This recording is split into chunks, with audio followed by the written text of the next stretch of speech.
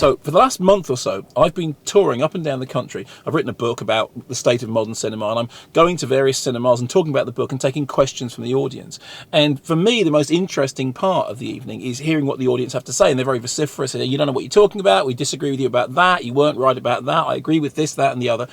And one of the things that's come up a couple of times has given me real pause for thought. Here's what it is.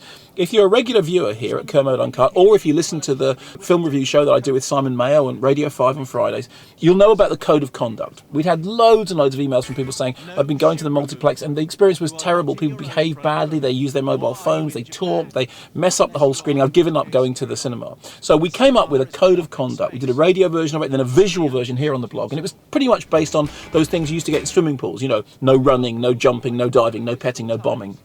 This was kind of rules of how to behave yourself. Now, two people have independently said during my question and answer sessions, why don't you take a slightly more positive attitude?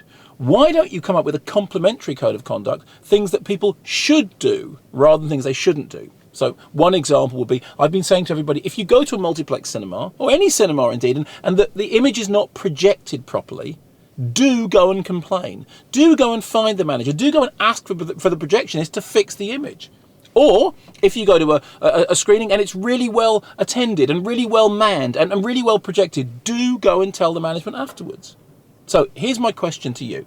Because the original code of conduct was entirely made up of suggestions from the audience, let me know what your suggestions would be for a complementary code of conduct for things that you should do in order to enhance the cinema experience. We've had the don'ts, let me know the do's.